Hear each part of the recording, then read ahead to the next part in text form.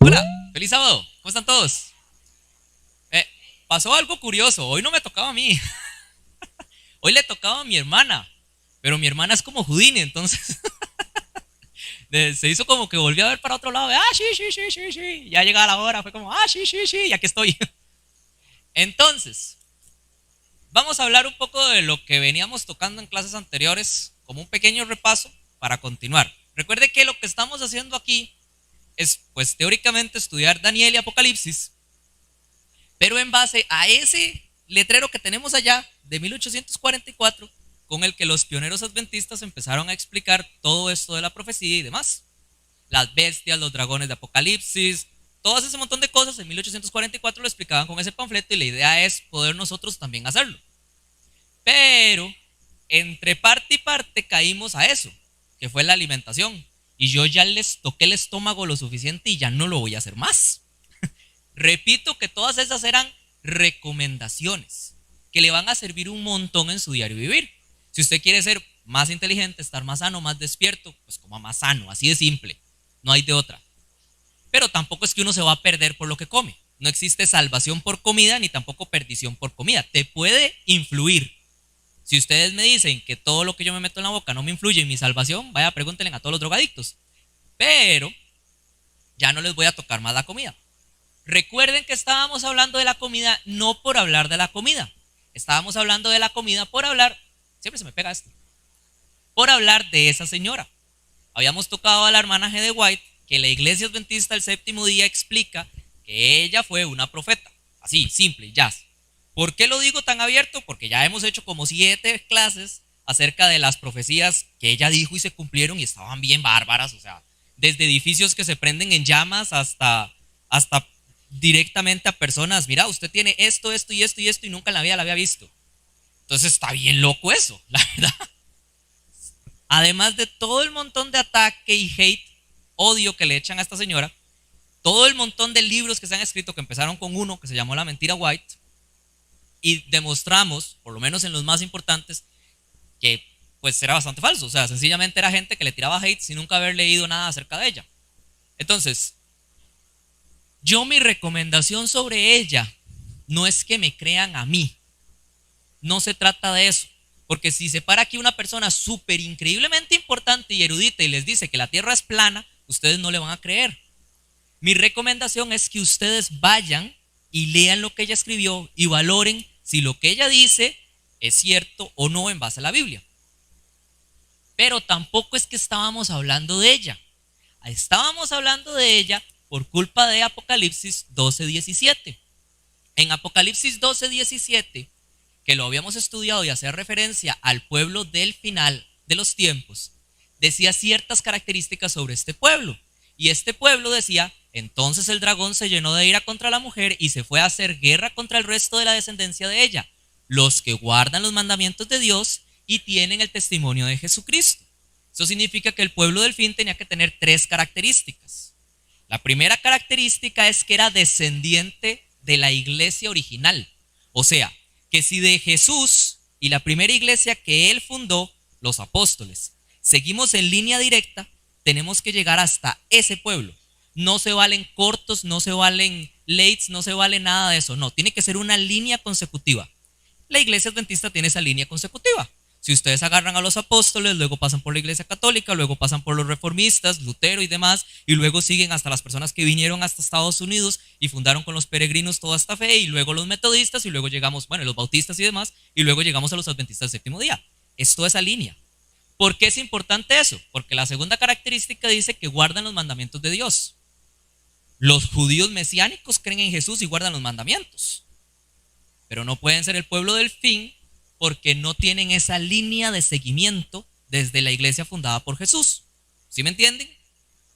Y la última característica que fue por la que hicimos todo ese montón de clases y les toqué el estómago y todos les caí mal, fue esa que dice, y tienen el testimonio de Jesucristo.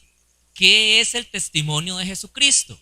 Bueno, en Apocalipsis 19:10 dice, yo soy consiervo tuyo y de tus hermanos que retienen el testimonio de Jesús. Adora a Dios, porque el testimonio de Jesús es el espíritu de la profecía. O sea, el pueblo del fin tenía que tener profeta. Dios dice que nunca le ha faltado profeta en su pueblo. Entonces, si es el pueblo del fin, tienen que tener profeta. Ergo, tiene que haber alguien que profetice. Y nosotros decimos que es la hermana G. de White. Y con pruebas, porque ya hay 7 clases acerca de esto y ya no voy a dar más. Entonces, avanzando de este tema y regresando al Apocalipsis, tenemos que ir al capítulo 13 del libro de Apocalipsis. Y aquí es donde todo se empieza a poner rarísimo. Porque les voy a sonar súper conspirador, pero no voy a ser yo, va a ser la Biblia. Si ustedes sienten que estoy siendo conspirador y que estoy diciendo cosas como detrás de telón, como que todos se están poniendo de acuerdo para destruir el mundo, parece Pinky Cerebro, no soy yo, es la Biblia. Entonces, que alguien me busque el capítulo 13 del libro de Apocalipsis y me lea los 2 primeros versículos. El que diga YOLO, el que levante la mano. Ay, qué lindo. Dice, Capítulo. Apocalipsis 13:1 dice así: me paré sobre la arena del mar y vi subir del mar una bestia que tenía 7 cabezas, 10 cuernos, y en sus cuernos 10 diademas, y sobre sus cabezas un nombre blasfemo. El 2 dice: y la bestia que vi era semejante a un leopardo, y sus pies como de oso, y su boca como boca de león, y el dragón le dio su poder y su trono y grande autoridad. Paremos un toque. Analicemos con cuidado qué acaba de decir ahí, ¿de acuerdo? Primero me dice que una bestia aparece del mar. Nosotros ya entendemos, porque lo he dicho muchas veces, que el Apocalipsis no se puede comprender simplemente leyéndolo. El Apocalipsis es un diccionario, es un marco de referencia. Usted cada palabra que tiene ahí tiene que buscarla en el resto de los libros para saber qué rayos está diciendo. Es como un código. Si a usted le dicen, veo un barco lleno de gente y animales, lo que le está diciendo es, vaya, leas el libro de Noé. Bueno, aquí me está diciendo que me paré sobre la arena del mar y vi subir una bestia. ¿Qué es una bestia? Cuando estuvimos explicando el panfleto y hablemos del libro de Daniel, hablamos de leones, de osos, de leopardos, de dragones. Vimos que todas esas bestias son reinos. Reinos que han venido en sucesión y que dominaron el mundo. O por lo menos el mundo conocido de ese entonces. Un ejemplo es Babilonia. Babilonia no conquistó todo el mundo, no sabían ni que existía América. Pero el mundo conocido, donde se centraba la mayor cantidad de población, donde nos interesaba la historia, por así decirlo, fue conquistado por Babilonia. Y Babilonia luego fue conquistado por Medo-Persia. Y Medo-Persia por los griegos. Y los griegos por los romanos. Y eso ya lo estudiamos cuando vimos ese otro panfleto. Lo interesante aquí es que entonces una bestia es un reino, ¿de acuerdo? Pero eran 4. Me está dando las características de todos esos. Me está diciendo que era semejante a un leopardo, que tenía pies de oso, que tenía boca de león y que en sí mismo él era una bestia horrible, parecía un dragón. O sea, me está dando todos los mismos dibujitos, todos los mismos animales que nos dio Daniel. La única diferencia es que los está componiendo en un único reino. Por eso es que les voy a sonar conspirador. Vea, ahí dice que el dragón le dio su poder, su trono y grande autoridad. Pregunta, si yo les digo dragón en la Biblia, ¿a dónde los devuelve mentalmente? ¿A qué personaje bíblico los devuelve si yo les digo dragón? Satanás, el diablo. Literalmente en el capítulo 12 hablamos de eso, que el dragón que ataca a la mujer es literalmente el diablo. Por medio de Roma, pero él es el diablo. Entonces, el diablo le da su trono. ¿Cuál es el trono del Satanás? Pues este mundo. Jesús mismo dijo que él era el rey de este mundo. O sea, Satanás. Entonces este es su reino. Así que le dio esto, la potestad sobre este planeta. Le dio su poder. ¿Qué poder tiene Satanás? Bueno, Satanás dijo a Jesús que él tenía poder de darle a él todos los reinos así de fácil. ¿Sí o no? Entonces el poder que le dio sobre todos los reinos. Y le dio su autoridad. Satanás podía no solo mandar las huestes demoníacas, sino también a todas las personas malas. Entonces, todo eso se lo dio a un único reino, pero es solo uno. ¿Qué tal si yo les digo que lo que ha venido haciendo Satanás desde la época de Babilonia hasta la época actual es forjar un único reino? Y le ha costado palos. Le ha costado. Porque con cada reino él ha incorporado cosas nuevas, le ha hecho actualización. Sacó el GPT-3 y luego el GPT-4. Este tipo en Babilonia especializó el conquistar otros reinos y englobarlos en uno solo. Eso fue lo que hizo. Enseñarle por medio de la opresión, de la fuerza, de la tiranía, a que obedecieran la idolatría y las apostasías que ellos hacían. Eso fue Babilonia. Les dijo, póstrense o los mato. Babilonia. Luego le metió una actualización porque eso no le sirvió. Y llegó Medo Persia. Y los medos no hacían eso. Los medios tenían una forma más light, interesante de hacer o obligar a las personas a pecar. Era por medio de la ley. Porque es muy diferente que a usted le lleguen y le digan, vea, es que yo creo esto, a mí me valen todo lo que usted quiera, no me importa lo que usted crea. Usted igual se tiene que arrodillar o le vuelo la cabeza. No sea ley, no sea ley, a mí no me importa, yo soy el rey, punto. Pero es muy diferente cuando dicen, a partir de ahora ustedes pueden seguir adorando todo lo que quieran, pero en tal fecha o en tal lugar o cuando pasen por tal sitio ustedes se tienen que postrar como veneración al gobierno y tienen que adorar al rey o tienen que adorar una estatua o tienen que adorar algo. Eso es una ley. No te están haciendo una provisión de te voy a matar porque yo soy el que tiene la razón. No, te están diciendo, no, usted haga lo que usted quiera, pero en esto particular pequeño, usted tiene que demostrar su lealtad frente al gobierno y hacer esto. ¡Wow! Eso fue un cambio, porque ya no es la misma presión, porque les voy a ser muy franco, a mí llega una persona en este momento, entra con un arma y dice, voy a asesinarlos a todos si no se postran y adoran a Satanás. Sí, pues hasta cierto punto uno dice, me voy con Dios. No, ya no. Pero si entra la policía, después de haber puesto una ley, y me dicen, es que ustedes son terroristas, ya la cosa cambia. Ya es una presión diferente. Cuando mis familiares no me dicen, uy, sí, te está yendo feo por tu fe. No, no, usted es un terrorista. Usted está enfermo, usted ocupa ayuda. Esa fue la actualización con los medopersas. Pero tampoco le sirvió porque usted podía oponerse a la ley y decir, uy, no, es que yo lo que creo es más importante que la ley. Entonces le mete otra actualización con el imperio griego. Y el imperio griego hace algo diferente. Sigue la misma tiranía, sigue obligándote a hacer las mismas cosas malas, pero esta vez hace que usted quiera hacerlas. ¿Por qué es que usted quiere hacerlas? Porque se ven muy chivas, porque se ven muy interesantes o muy inteligentes. Entonces pone a los griegos como los papás, como la cereza del pastel, como los papás del conocimiento y de la inteligencia, como que ellos están hasta lo más high y hasta la fecha se mantiene eso. La cuna griega la llaman. Y todos querían ser como los griegos, todos querían ser inteligentes, todos querían estar así bien hechos y altos, rubios como los dioses griegos. Y entonces, por culpa de eso, muchas personas ya no eran obligadas, ya no es que te decían, si usted no se inclina, la mato. No, es que si usted quiere participar en las Olimpiadas, tiene que ir desnuda. Es que si usted quiere participar de ciertas actividades o de ciertos cargos políticos, o sea, es que usted le va a tocar hincarse frente a Diana o frente a Júpiter. O sea, no importa lo que usted crea, simplemente hágalo, pero es por un beneficio para usted. La cosa cambia.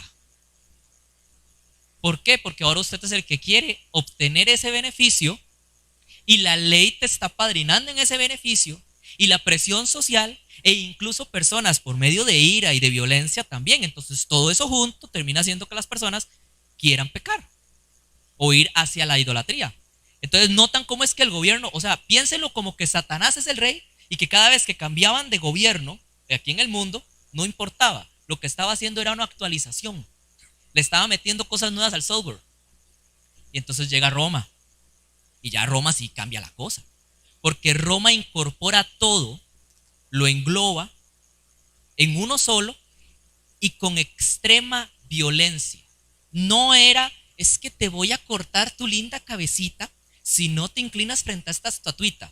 No, es que te voy a dar 40 latigazos por enfrente, 40 latigazos por detrás, te voy a meter en una mazmorra durante quién sabe cuántos días, a hambre, y después te saco y te vuelvo a preguntar.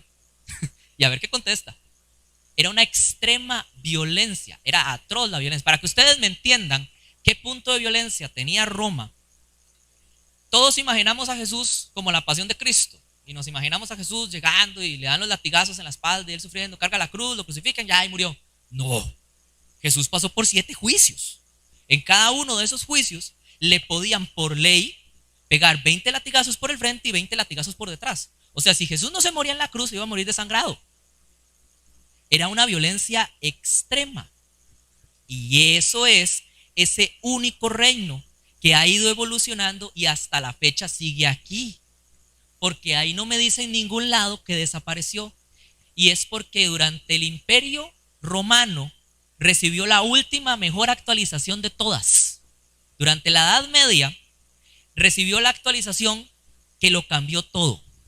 Hasta ese momento usted podía diferenciar: esto es pagano, esto es de Dios. Esto es la Biblia, esto es pagano. Este es Júpiter, Eros, Marte, todo un montón de deidades ahí locas y raras que se inventaban de la nada. Este es Jehová. Pero Satanás en esa actualización durante el medievo con la Iglesia Católica hizo algo fuera de lo común. Las unificó. Y ahora no había un reino pagano, sino un reino cristiano con pequeñas cositas paganas. Y entonces era muy difícil notar la diferencia.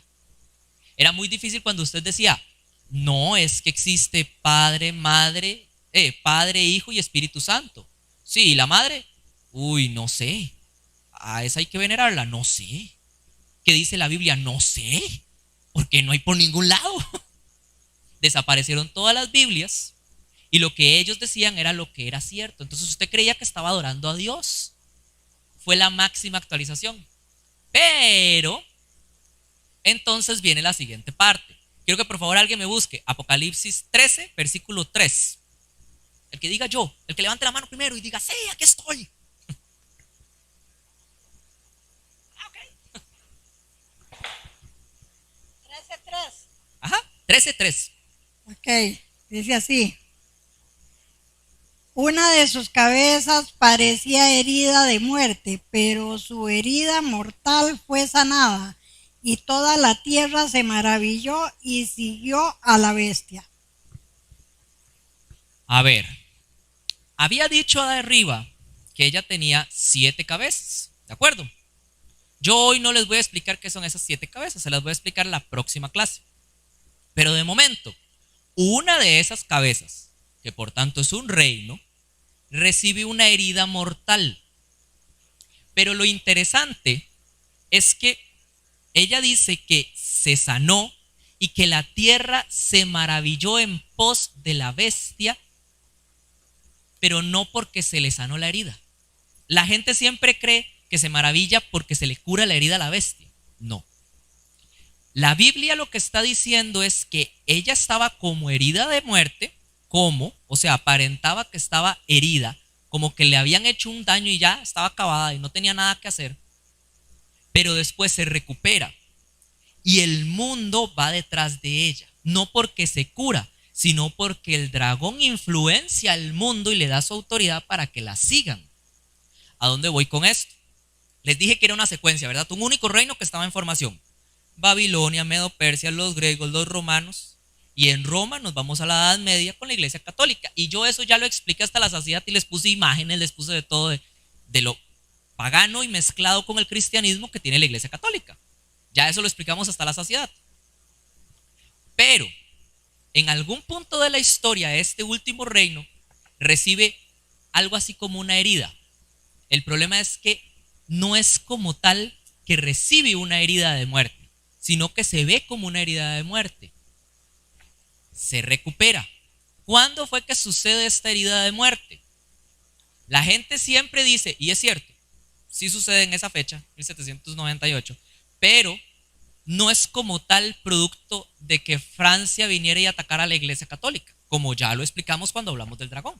Nosotros cuando hablamos del dragón vimos la historia de la Iglesia Católica, y en la historia de la Iglesia Católica, durante el medievo, Francia, durante la Revolución Francesa, no fue Napoleón Bonaparte en ese entonces no reinaba, pero fue un general llamado Berthier, llega hasta el Vaticano, le quita su anillo al rey, le quita su corona al rey, que era el Papa en ese momento, el rey del catolicismo, el Papa, y se lo lleva cautivo a Francia.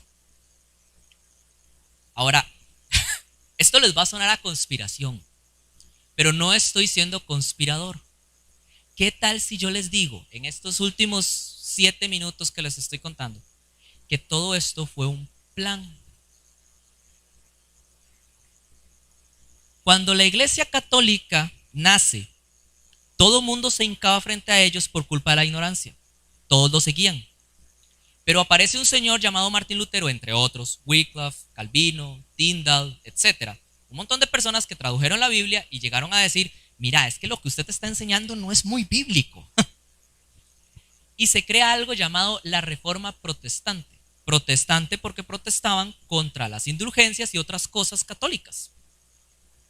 Ahora, esto era un problemón que tenía la Iglesia Católica y que no podía resolverlo.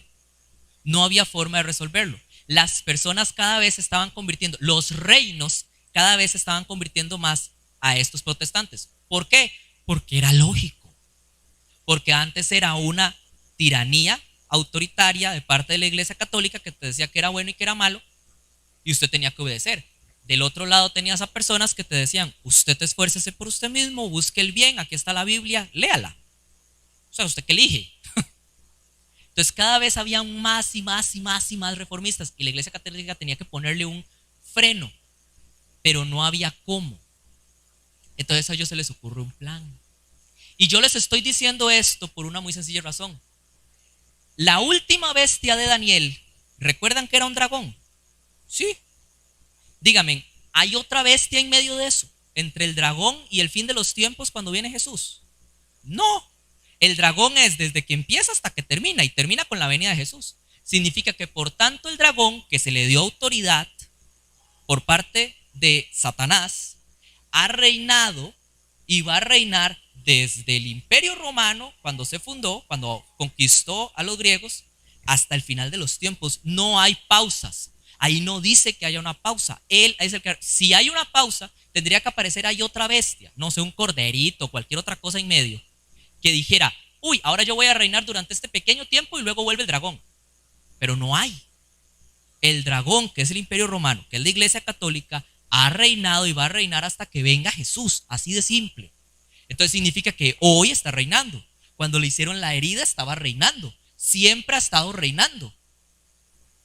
¿Qué tal si yo les digo que, y lo tengo con base a los hechos, que cuando la Iglesia Católica hace todo este papel de ser conquistados y llevados y encarcelados y demás, fue lo mejor que les pudo haber pasado en la vida? Les explico por qué. Cuando el rey, cuando usted agarra a un rey y lo domina y lo conquista y se lo lleva cautivo, ¿qué hace usted con eso? Bueno, pues usted va, lo lleva, lo pone en una celda, se aprovecha de sus reinos y de sus ganancias y vive su vida feliz aprovechándose de todo eso. Lo coloniza, ¿sí o no? Eso es lo normal. Pero con la Iglesia Católica pasó completamente algo distinto.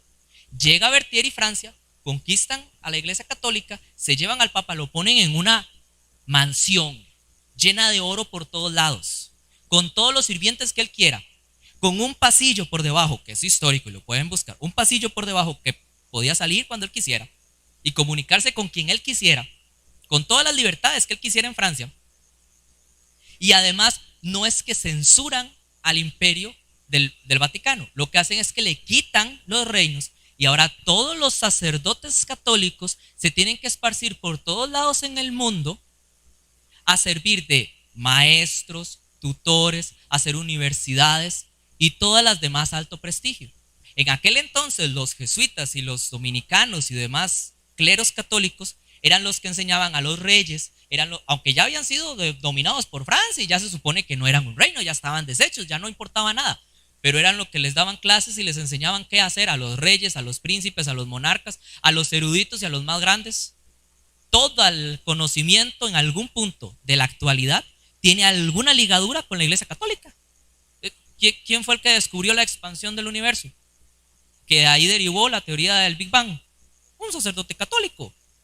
¿Quién fue el que descubrió las teorías de la biología moderna mendelianas? Pues Mendel, que era un fraile católico. ¿Cuáles son las mejores universidades del mundo? Jesuitas. Entonces, los cristianos protestantes en los estados y en los reinos protestantes eran enseñados por católicos. Yo no sé ustedes, pero Si yo tengo un hijo y yo soy protestante, yo no le daría a un jesuita para que me lo enseñe. O ustedes sí. Pero eso fue lo que hicieron todos los reinos en la antigüedad. Y dice que el mundo se maravilló y siguió en pos de la bestia. No fue que cambió. Esa herida fue fingida. Fue un plan que se llevó a cabo, muy bien hecho, para destruir el protestantismo. Y se los puedo demostrar de una forma muy simple. Ya con esto me voy. Y la siguiente clase hablamos del resto del capítulo 13. Se los puedo demostrar de una forma muy fácil. En el 2015, los luteranos firmaron un acuerdo. Los luteranos fue donde empezó la reforma protestante. Los que vienen de Lutero. Lutero se paró en la abadía de Wittenberg, puso sus tesis y dijo: la iglesia católica está mal en las indulgencias porque usted no puede pagar la justificación de sus pecados. Usted no puede darle plata a un sacerdote para que te perdone tus pecados. Eso no puede ser, no es bíblico. Y ahí empezó el desmadre. Eso fue el inicio de la reforma protestante. En el 2015, los luteranos dijeron: no, yo no veo nada de malo con los católicos, somos amigos. Es más, los reconocemos como iglesia y los reconocemos como un camino para llegar a Dios. Y con él todos los protestantes también.